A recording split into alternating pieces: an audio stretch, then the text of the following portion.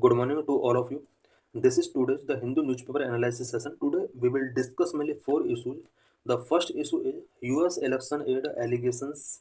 The second issue is Uttarakhand to tell High Court why it sought personal detail to register living ties. The third issue is related to pendency of cases in Indian judiciary. The fourth issue is what is the extent of the global share of solar energy. So let's discuss all the issues in detail. In this article, we will discuss the controversy related to US aid. What is issue? The Elon Musk led Department of Government Efficiency's list on spending mentions $21 million for voter turnout in India.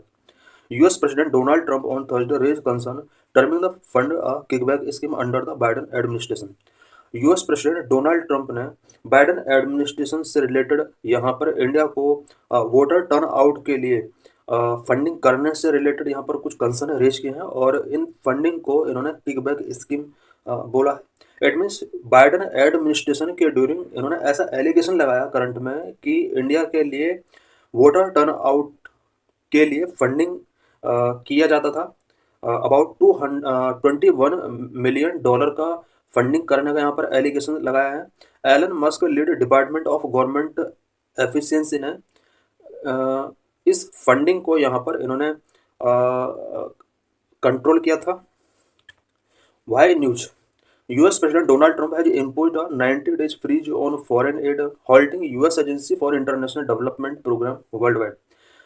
Current में ये news में इसलिए चल रहा है because US president Donald Trump ने 19 days के लिए फॉरेन एड को फ्रीज कर दिया है और यूएस एड के थ्रू वर्ल्ड वाइड जितने भी प्रोग्राम कंडक्ट किए जाते हैं सभी प्रोग्राम को यहाँ पर हॉल्ट कर दिया गया है। US also announce that it will not attend the 2025 G20 foreign ministers meeting in Johannesburg south Africa. 2025 G20 का जो फॉरेन मिनिस्टर्स का मीटिंग होने वाला है वो साउथ अफ्रीका में होने वाला है। यूएस ने अनाउंस किया है कि वो इस मीटिंग को अटेंड नहीं करेगा। What is US agency for international development? US aid क्या होता है? In US aid is the primary agency for global humanitarian development aid. United States के अंदर global humanitarian and development aid के लिए एक प्राइमरी एजेंसी है which is US aid funding. In year 2024, US aid was allocated $44.2 billion, just 0.4% of total US federal budget, but accounted for 42% of the all humanitarian aid tracked by the United Nations. 2024 में US aid की तरफ से जो total funding किया गया वो $44.2 billion का किया गया जो कि US फेडरल बजट का 0.4% रहा है। ओवरऑल यूनाइटेड नेशंस के द्वारा कंडक्ट किए जाने वाले ह्यूमैनिटेरियन एड से अगर कंपेयर किया जाए तो टोटल एड का 42% एड जो किया जाता है वर्ल्ड के ज़्यादातर कंट्रीज के लिए वो यूएस एड के थ्रू किया जाता है। Funding sectors US aid fund health care, disaster relief, food aid and policy advocacy world wide. US aid के थ्रू जो फंडिंग किया जाता है वर्ल्ड के ज़्यादातर कंट्रीज में वो health care sector, disaster relief, food aid, policy advocacy के लिए किया जाता है। Top aid recipient countries include Ukraine, Jordan, Somalia, Ethiopia and Afghanistan. ये top US aid receiving countries हैं जिसमें टॉप पर है यूक्रेन जहां पर करंट में रसिया का अटैक चल रहा है। जॉर्डन, सोमालिया, इथियोपिया, अफगानिस्तान ये अदर कंट्रीज हैं जिन्हें यूएस एड के थ्रू फंडिंग किया जाता है। US aid and India India association with US aid began in 1951 with the India emergency food aid act. US aid के थ्रू इंडिया को पहली बार जो असिस्टेंस प्रोवाइड किया गया 1951 में India emergency food aid act के अकॉर्डिंग इसको हेल्प प्रोवाइड की गई। This association evolve over decades from food aid to infrastructure capacity building and economic reform. US aid के साथ इंडिया का जो एसोसिएशन है ये लास्ट कुछ ईयर्स में इवॉल्व हुआ है और फूड एड से जहाँ स्टार्ट हुआ था वहीं अब ये इंफ्रास्ट्रक्चर डेवलपमेंट के लिए, कैपेसिटी बिल्डिंग, इकोनॉमिक रिफॉर्म के लिए इसके थ्रू फंडिंग किया जाता है इंडिया के लिए। US aid supporting areas education, polio eradication, immunization, HIV, tuberculosis. India में यूएस का जो एड किया जाता है वो एजुकेशन सेक्टर के लिए, polio eradication, immunization, HIV, TB के लिए, स्पेशली टीबी प्रिवेंशन के लिए फंडिंग किया जाता है। In the last decade, India is said to have received about US 1.5 billion from US aid, about 0.2% to 0.4% of US aid total global funding. Last decade में India को about 1.5 billion USD dollar यहाँ पर receive हुआ है total last 10 year में, जो कि US के टोटल फंडिंग का 0.2% से 0.4% तक रहा है। इट मीन्स लास्ट 10 ईयर का यहाँ पर ये डाटा गिवन है, इंडिया को कितना फंडिंग इसके द्वारा किया गया है। अबाउट 1.5 बिलियन डॉलर तक का फंडिंग किया जा चुका है, जो कि ओवरऑल ग्लोबल फंडिंग का 0.2 से 4% है।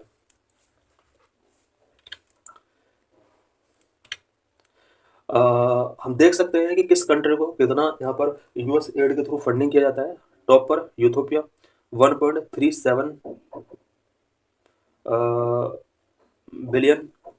यूक्रेन को सबसे ज़्यादा यहाँ पर फंडिंग किया जाता है, जिसमें 16.4 बिलियन डॉलर इसके लिए फंडिंग किया जाता है। सेकंड नंबर पर Ethiopia, next Jordan, Somalia, DRC, Afghanistan, Nigeria, Syria, Yemen, South Sudan. Africa के इसमें ज़्यादातर कंट्रीज इंक्लूड है। What are the implications for India? US aid के इंडिया के लिए क्या implications हैं? India role in the global south. India works as a bridge between the global north and the global south, benefiting from its rising states within the G20। अभी जिस तरह से US ने US add funding पर उसको freeze किया है, उसका इंडिया के लिए क्या implications हो सकते हैं? इंडिया ग्लोबल नॉर्थ और ग्लोबल साउथ के बीच में एक ब्रिज का वर्क करता है, और G20 में इंडिया का अब स्टेटस कहीं ना कहीं इंक्रीज हो सकता है। Russia and China, if the US reduce its role in G20, China and Russia could expand their influence, potentially shifting global economic dynamics and weakening India's position amid China's rising power. जिस तरह से G20 से अपने आप को US reduce कर रहा है अपनी पावर को, इससे G20 में चाइना एंड रशिया का इन्फ्लुएंस एक्सपेंड हो सकता है और पोटेंशियली ग्लोबल इकोनॉमिक शिफ्टिंग्स हो सकते हैं। इससे इंडिया की पोजीशन चाइना की पावर राइजिंग होने की वजह से कम हो सकती है। Health care, although direct financial aid to India has decreased, US aid contributions exceeded $50 million in 2024। 2024 में यूएस एड के थ्रू जो फंडिंग किया गया है इंडिया के लिए, स्पेशली हेल्थ केयर सेक्टर के लिए, वो $50 मिलियन तक का यहाँ पर हेल्थ केयर सेक्टर के लिए फंडिंग किया गया है। जबकि लास्ट 10 ईयर का ओवरऑल फंडिंग की अगर बात की जाए तो $1.5 बिलियन तक का फंडिंग इंडिया के लिए किया जा चुका है। अगर इस तरह से यूएस का ये फंडिंग फ्रीज हो जाता है तो इंडिया का हेल्थ केयर सेक्टर काफ़ी इससे अफेक्ट हो सकता है। A permanent cut in funding could impact India's vaccination program, infectious disease control and medical infrastructure। Permanent funding cut अगर किया जाता है तो इसकी वजह से इंडिया में वैक्सीनेशन प्रोग्राम एफर्ट हो सकते हैं, infectious disease control program affect हो सकते हैं, मेडिकल इंफ्रास्ट्रक्चर एफेक्ट हो सकता है। How will this impact countries? Countries को ये किस तरह से इम्पैक्ट कर सकता है? The withdrawal of these funds might severely impact the fortunes of the various nations, such as number of projects will have to be dropped in the light of aid being stopped। अगर US funding stop हो जाता है तो various Nations के अंदर जो इसके through projects चल रहे हैं वो ड्रॉप हो सकते हैं। This will have an impact not only on the quality of life of beneficiaries of this scheme but may even pose a danger to life in this nations. जिन nations को US funding के through help किया जाता है उन Nations के अंदर एक लाइफ थ्रेटनिंग डेंजर क्रिएट हो सकते हैं और उन कंट्रीज के अंदर पीपल का लाइफ का क्वालिटी कहीं ना कहीं अफेक्ट हो सकता है। More than 6 million people could die from HIV and AIDS in the next 4 years if Mr. Trump's administration pulls its global funding for program।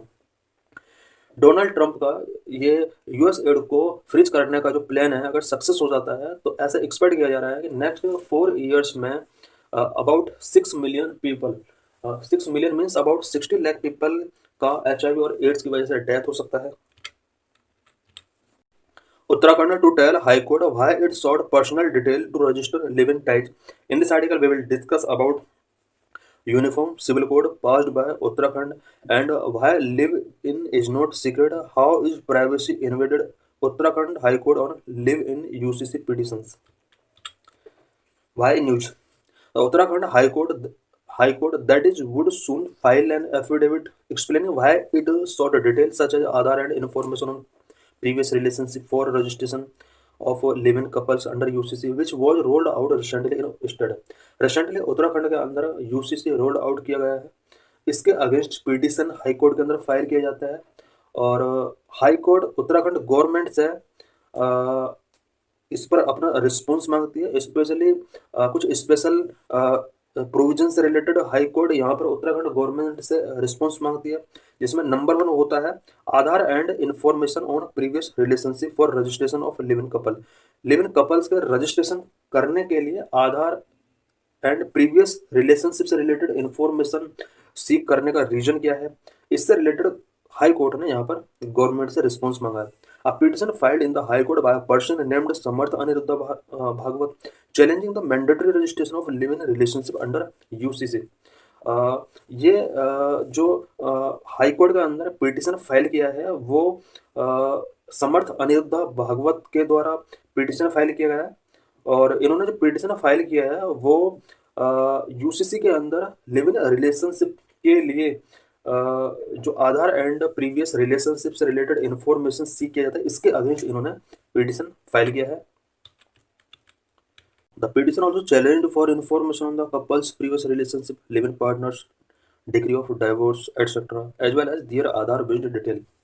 Petition जो चैलेंज किया गया उसके कुछ और भी बेसिस है, सच एज रिलेशनशिप या लिव इन पार्टनर में जो रह रहे हैं उनका प्रीवियस जो अफेयर इंफॉर्मेशन है उससे रिलेटेड, डाइवोर्स से रिलेटेड डिग्री के अगेंस्ट और आधार बेस्ड डिटेल से रिलेटेड यहाँ पर ये पिटीशन चैलेंज किया गया है। Uniform civil code of Uttarakhand.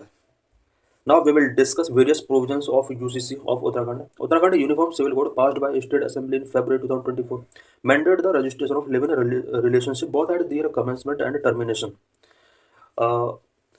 Uttarakhand state assembly के द्वारा फरवरी 2024 में यूनिफॉर्म सिविल कोड पास किया गया जो कि लिव इन रिलेशनशिप में रहने वाले कपल्स के लिए रिलेशनशिप के कमेंसमेंट और उसके टर्मिनेशन से रिलेटेड पूरा रजिस्ट्रेशन यहाँ पर कराना होगा। This requirement applies not only the resident of Uttarakhand but also to individual residing elsewhere in India.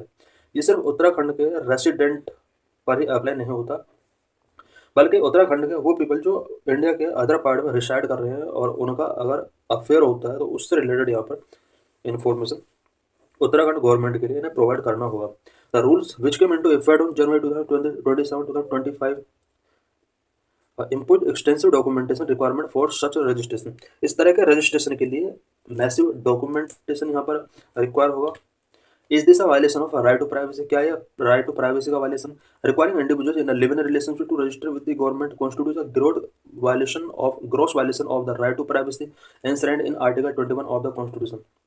Live in relationship के लिए जो रिक्वायर डॉक्यूमेंटेशन है ये राइट टू प्राइवेसी जो कि आर्टिकल 21 के अंदर प्रोविजन है उसका कहीं ना कहीं वायलेशन। इट ऑल्सो कॉन्ट्रावेन द 9 जज bench decision in justice case Puttaswamy versus union of India which affirmed that the right to privacy encompass both informational privacy and decisional autonomy। UCC के अंदर जो ये प्रोविजन किया गया है ये 2017 के 9 जज बेंच के द्वारा गिवन किए decision, specially justice case Puttaswamy versus union of India में जो डिसीजन गिवन किए गए थे उसका वायलेशन है, बिकॉज उस डिसीजन के according informational privacy and decisional autonomy को इस राइट टू प्राइवेसी में इंक्लूड किया गया था। What is the registration process under the code? Only unmarried heterosexual couples can enter into live in relationship. UCC code के अंदर unmarried heterosexual couple live in relationship में आ सकते हैं, इसके सिवाय अदर पर्सन को लिव इन में रहने का कोई राइट नहीं। इट मीन्स मैरिड कपल यहाँ पर लिव इन में नहीं रह सकते। Couples currently in a live in relationship और intending to enter one can register through the newly launch online portal. Currently जो लिव इन रिलेशनशिप में कपल आए हैं एक ऑनलाइन पोर्टल के थ्रू ये रजिस्ट्रेशन अपने को करा सकते हैं। For offline registration they have to submit a 16 page form along with supporting documentation to the concern registrar. Online अगर रजिस्ट्रेशन कराना है तो 16 पेजेस फॉर्म इसमें फिल करना होगा और इसके साथ कुछ कंसर्न रजिस्ट्रार के लिए कुछ डॉक्यूमेंट यहाँ पर इंक्लूड होने चाहिए। As stipulated in article rule 15(3) applicants are required to submit an extensive set of documents for registration। extensive set of documentation के यहाँ पर need होगा, such as number 1 their photograph, their income tax payment permanent account number, Aadhaar linked phone number, proof of residence or domicile within the state. If either partner is between the age of 18 and 21, they must provide the Aadhaar linked phone number and address of each of their parent or legal guardian. अगर live in में रहने वाले partner का age 18 to 21 year के between है, यानी Aadhaar linked phone number, address proof और अपने पेरेंट का यहाँ पर एड्रेस गिवन करना होगा. The registrar is legally obliged to notify the guardian regarding the registration of the relationship as well as its termination. Relationship और टर्मिनेशन से रिलेटेड जो भी रजिस्ट्रेशन हो रहे हैं, ये लीगली ऑब्लाइड किया गया है कि कपल्स के पेरेंट को इससे रिलेटेड इन्फॉर्मेशन गिवन की जाए. Is relationship history relevant? क्या जिस तरह से रजिस्ट्रेशन कराना होता है कपल्स के लिए इस यूसीसी के थ्रू, क्या ये रिलेशनशिप हिस्ट्री रेलेवेंट है जिस तरह से इसमें सीख किया गया है? Couples are required to furnish proof of any prior relationship, particularly if they have previously been in the live-in relationship. UCC के प्रोविजन के अकॉर्डिंग कपल्स को अपना प्रायर रिलेशनशिप हिस्ट्री प्रोवाइड कराना होगा. Further they are required to disclose their current status whether single, married, divorced, annulled, separated और window.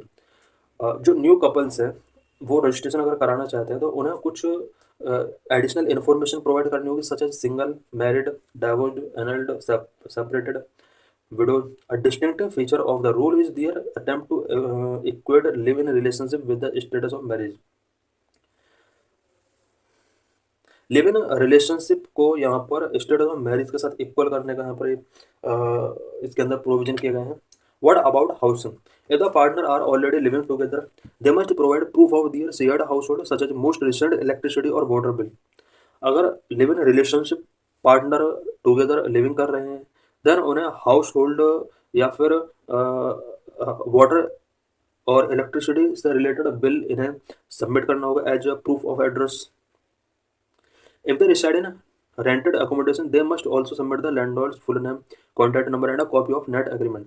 Live in relationship में रहने वाले कपल अगर रेंटेड अकोमोडेशन करते हैं, देन उन्हें लैंडलॉर्ड का full name, contact number and rent agreement का फोटो कॉपी सबमिट करना होगा. Registrar is obliged to contact the landlord while verifying the application detail. Registrar जिस टाइम पर एप्लीकेशन डिटेल को वेरीफाई करता है उस टाइम पर लैंडलॉर्ड के साथ उसको कॉन्टैक्ट करना होगा. ये प्रोविजन किया गया है. If the partners are not yet living together, they must apply for a provisional certificate. Upon receiving such a certificate, the couple must secure accommodation within 30 days. अगर लिव इन में रहने वाले partner एक साथ नहीं है तो उन्हें एक प्रोविजनल सर्टिफिकेट अप्लाई करना होगा.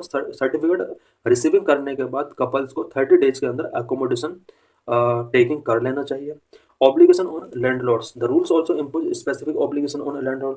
लैंडलॉर्ड के ऊपर भी कुछ स्पेसिफिक ऑब्लिगेशन यहाँ पर इम्पोज किए गए हैं. When leasing property to a live-in couple, landlord must request either a provisional or final registration certificate, which will be incorporated into the rent agreement. Land owner जब भी लिव इन कपल को property leasing पर given करते हैं तो उसको provisional certificate या फिर फाइनल रजिस्ट्रेशन सर्टिफिकेट सीक करना होगा और रेंट एग्रीमेंट के साथ इसको इनकॉर्पोरेट करना होगा. Failure to comply with result in a penalty. अगर लैंडलॉर्ड कंप्लाई नहीं करते हैं, पेनल्टी का यहाँ पर प्रोविजन किया गया है. Will there be penalties? क्या पेनल्टीज का प्रोविजन यहाँ पर हाई है या कम है, कितना प्रोविजन किया गया है? Failure to register live in relationship within a month में result in both civil and criminal penalties. 1 month के अंदर अगर लिव इन में रहने वाले कपल्स ने रजिस्ट्रेशन नहीं कराया तो सिविल एंड क्रिमिनल पेनल्टीज इनके अगेंस्ट इम्पोज की जा सकती है. Upon conviction, a magistrate may impose jail term of up to 3 months, fine of up to 10,000 और बोथ. कॉन्विक्शन के केस में मजिस्ट्रेट 3 month का जेल या फिर ₹10,000 या फिर बोथ यहाँ पर गिवन कर सकता है. प्रोवाइडिंग फॉल्स इन्फॉर्मेशन और counselling detail carry a stricter penalty, imprisonment of up to 3 months, a fine of up to ₹25,000 और बोथ. फॉल्स इन्फॉर्मेशन अगर रजिस्ट्रेशन का ड्यूरिंग प्रोवाइड की जाती है तो इसमें स्ट्रिक्ट पेनल्टी का प्रोविजन किया गया है. 25,000 रुपीज़ का यहाँ पर फाइन इम्पोज किया जा सकता है. 3 month इम्प्रिजनमेंट और बोथ यहाँ पर गिवन किया जा सकता है. Under the rules, registrar is empowered to conduct a summary inquiry to verify the authenticity of the submitted document and ensure that the relationship was not established through coercion, undue influence, misinterpretation और fraud. Rules के under registrar को ये empower किया गया है कि वो authenticity को वेरीफाई करे, इंक्वायरी करे और अगर किसी भी टाइप का कोरिशन, अनड्यू इन्फ्लुएंस, मिस इंटरप्रिटेशन या फ्रॉड होता है तो इससे रिलेटेड जो पावर दी गई है वो रजिस्ट्रार को दी गई है। What have expert said, disclosure of personal data by third party, ये पहला इसमें कंसर्न है, no penalty for third party. The rules allow third party disclosure of personal data without sufficient safeguard, sufficient safeguard के without यहाँ पर third party को personal data given करने का जो प्रोविजन है, इससे रिलेटेड यहाँ पर कुछ कंसर्न रेज हुए हैं। This will lead to large scale social surveillance of relationship which appear to be intended consequence of the legislation. इसकी वजह से जिस तरह से इस न्यू प्रोविजन के अंदर रिलेशनशिप का लार्ज स्केल सोशल सर्विलेंस को बढ़ावा मिल रहा है, उसकी वजह से यहाँ पर बहुत सारी प्रॉब्लम्स फेस करनी पड़ सकती हैं सोसाइटी के लिए। No penalties for third party, there are no penalties for third party in case of data leak, this is likely to disproportionately affect interfaith and intercaste couple. Because third party अगर data leakage case में indulge होते हैं तो इनके against किसी भी type का penalties का प्रोविजन नहीं किया गया है। और इंटरकास्ट कपल्स का जो यहाँ पर मैरिज होता है वो भी डिस्प्रोपोर्शनेटली अफेक्ट हो सकता है। In this article, we will discuss about Indian courts facing a severe backlog of cases. What is issue? Currently, the Supreme Court of India has 82,000 cases, High Court over 62 lakh, and the lower court close to 5 crore. Recently, India के अंदर 82,000 case pending है, high court के अंदर 62 lakh cases pending है, and lower court के अंदर about 5 crore से ज़्यादा केस पेंडिंग है। Nearly 50 lakh cases have been pending for more than 10 years. 50 lakh से ज़्यादा केस ऐसे हैं जो 10 ईयर्स से पेंडिंग हैं, मोर देन 10 ईयर्स से पेंडिंग है। ओवरऑल अगर देखा जाए तो इंडियन जुडिशरी के अंदर अबाउट 7 करोड़ के आसपास केसेस का पेंडेंसी है। What is the current status of the pendency of cases in the Indian judicial system? What is mean of pendency of cases? The pendency of cases in the judiciary in India refer to the high number of unresolved cases pending before the court. Court के before high number of unresolved cases जो है, this is known as a pendency of cases. More pendency at lower judiciary. The problem of pendency of cases is acute at lower level of the judiciary, where the majority of cases are filed and where the shortage of judges is most severe. Problem of pendency of cases जो है वो lower judiciary में बहुत acute है, जहाँ पर majority of case file किए जाते हैं एंड जजेस का सीवर शॉर्टेज भी वहाँ पर प्रॉब्लम को डबल करता है। In many state the number of pending cases is significantly higher than the national average.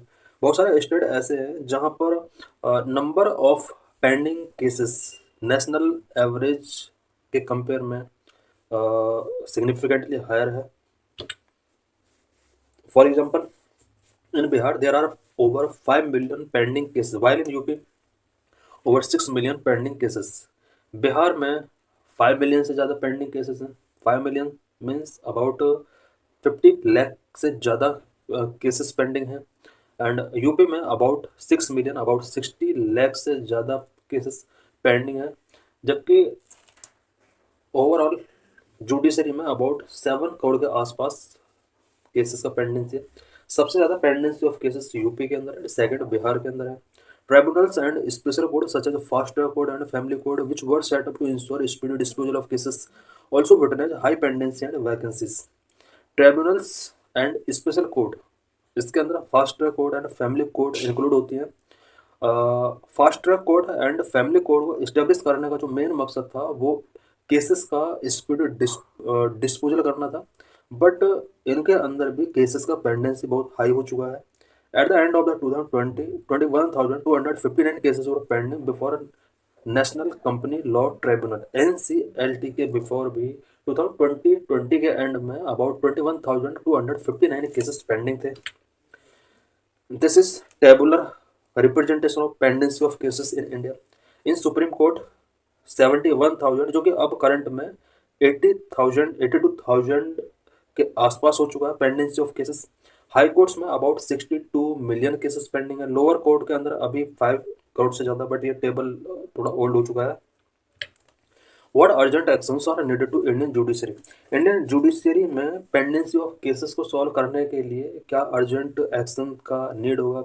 Justice delayed, justice denied. There are some urgent actions needed in this regard with respect to institutions that deliver justice. Justice जितना delay होगा उतना ही deny करने की possibility होगी। इसके regard justice delivery institutions के respect में कुछ अर्जेंट एक्शंस यहाँ पर टेकिंग करना होगा। Such as number 1, need to finalize the memorandum of procedure for speedy appointment of जजेस by the collegium which is pending. Because current में कॉलेजियम का memorandum of procedure for speedy appointment of जजेस यहाँ पर pending है, इसको finalise करने का नीड है। Number 2, transparency and accountability. To bring transparency and accountability to the process of appointment is necessary to establish public trust over judiciary. Judiciary पर public trust को एस्टेब्लिश करने के लिए इस इंस्टीट्यूशन के अंदर ट्रांसपेरेंसी एंड अकाउंटेबिलिटी एस्टेब्लिश करना होगा। Number 3, need to increase representation of OBC, ST, SC and religious minorities in judiciary. Judiciary में एससी, एसटी, ओबीसी माइनॉरिटीज के रिप्रेजेंटेशन को बढ़ाना होगा। Currently reservation of OBC, SC, ST and religious minority is less than 20% in the higher judiciary and women constitute less than 15%. Higher judiciary में अगर इनका representation की बात की जाए, currently SC, ST, OBC and minorities का ओनली 25% तक representation है, वहीं वुमेन का ओनली 15% तक रिजर्वेशन कॉन्स्टिट्यूशन है। Appointment to higher judiciary should reflect the social diversity of our country. Higher judiciary में जो भी अपॉइंटमेंट किए जाते हैं, सोशल डाइवर्सिटी उन अपॉइंटमेंट के थोड़ा देखना चाहिए। Number 4, need to increase high court strength. हमें हाई कोर्ट की स्ट्रेंथ को इंक्रीज करना होगा। High court operate at only 60 to 70% strength, thereby contributing the huge pendency of over 60 lakh cases at present. High court overall strength का only 60 to 70% strength operate है, और यही वजह है कि हाई कोर्ट्स के अंदर भी इंडिया के अंदर 60 लाख से ज़्यादा केसेस पेंडिंग है। The vacancies in lower court however where about 5 crore cases are pending should also be filled. Lower court में जहाँ पर 5 करोड़ से ज़्यादा केसेस पेंडिंग है, फिल करने की नीड है। Number 5, cases dealing with the constitutional validity of amendments law and individual liberty should be heard on a priority basis by the high court. Cases जो कि constitutional validity of law amendment से related है या individual liberty से related है, priority basis पर higher judiciary के द्वारा इन्हें हियर किया जाना चाहिए। This measure would ensure fair and prompt justice. इस मेजर के through fair and prompt justice को इंश्योर किया जा सकता है। World solar report 2024। In this article we will discuss what is the global share of solar energy, what is issue. Last year, on November 5, the World Solar Report 2025 by the International Solar Alliance was released. Last year, November 5 को World Solar Report 2024 ISA International Solar Alliance के द्वारा release किया है। From 1.22 gigawatt in 2000, the world solar capacity has surged to 1,419 gigawatt in 2023. 2000 में जहाँ solar capacity 1.22 gigawatt हुआ करता था, वहीं 2023 में 1419 गीगावाट तक सोलर एनर्जी कैपेसिटी पूरे वर्ल्ड के अंदर सर्ज हुआ है। Today solar capacity represent 3/4 of all renewable capacity world wide. All renewable capacity जो वर्ल्ड के अंदर है उसका 3/4 के लिए, एट मीन 75% के लिए यहाँ पर सोलर कैपेसिटी रिस्पॉन्सिबल है। What are the new advancement in solar power? Solar power में न्यू एडवांसमेंट क्या क्या हुए हैं। Number 1, improved solar panel efficiency. Solar panel efficiency improve हुआ है। Advancement in thin film solar cell technology. Thin film solar cell technology में advancement हुए हैं। Structural integration of photovoltaics. Photovoltaics का स्ट्रक्चरल इंटीग्रेशन हुआ है। Capturing solar energy at night. Night में solar energy को किस तरह से कैप्चर किया जाता है, उससे रिलेटेड टेक्नोलॉजी में डेवलपमेंट हुआ है। Number 1, improved solar panel efficiency. Recently solar panel efficiency have improved worldwide. The low panel efficiency is a big hurdle. Factors like temperature, solar irradiance level, cell type and cell interconnection affect the efficiency level. Recently solar panel efficiency improve हुआ है because low panel efficiency एक big hurdle रहा है। Solar panel efficiency कुछ other factors के through भी effort हो सकता है, such as temperature, solar irradiance level, cell type, cell interconnections. ये कुछ फैक्टर्स हैं जो कि एफिशिएंसी को एफर्ट कर सकते हैं। Number 2, advancement in thin film solar cell technology. Traditionally thin film solar cell panels have been less efficient than standard panel, but the new developments in solar panel technology are changing that. Because traditionally पूरे world के अंदर thin film solar panel standard panel के compare में लेज efficient रहे हैं, but new developments in solar panel technology में जो भी हो रहे हैं, अब इसको चेंज किया जा रहा है। इट मीन्स यहाँ पर थिन फिल्म सोलर पैनल्स को कंटिन्यू चेंज किया जा रहा है। Structural integration of photovoltaic, integrating photovoltaic with in the structure of a building in a popular concept involving solar electric architecture. This technology is growing at a fast rate in Europe, US and Japan. Building के structure के with in photovoltaics का integration, ये एक popular concept है solar electric architectural का, जिसका US, Europe and Japan के अंदर बहुत ज़्यादा ग्रोइंग ये हो रहा है। Number of capturing solar energy at night. The latest solar technology has lead to the development of anti solar power panels which can generate power during the night. Night में power generate करने के लिए भी एक solar technology आ चुकी है। These specially designed panels capture the heat that is radiant from the earth in the form of infrared radiation during the night. Night में because अर्थ के अंदर से रेडिएशन रिलीज होते हैं और उस रेडिएशन को कैप्चर करने के लिए कुछ पैनल डिजाइन किए गए हैं। New solar technology. अब न्यू सोलर टेक्नोलॉजी क्या क्या आ चुकी है? Number 1, solar ocean farm, photovoltaic solar noise barriers, agrivoltaics, solar ocean farm.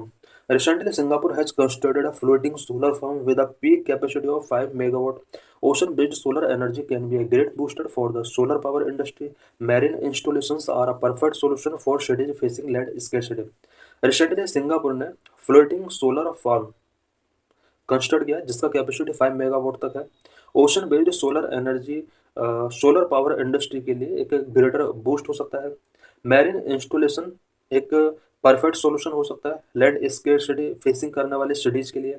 Number 2, photovoltaic solar noise barriers. About 3000 mile of traffic noise barrier has been built across 48 states in US to reduce traffic noise. Traffic noise को reduce करने के लिए USA के 48 state के अंदर traffic noise barriers establish किए गए हैं। These barriers have been integrated with photovoltaic modules that generate electricity from the solar energy.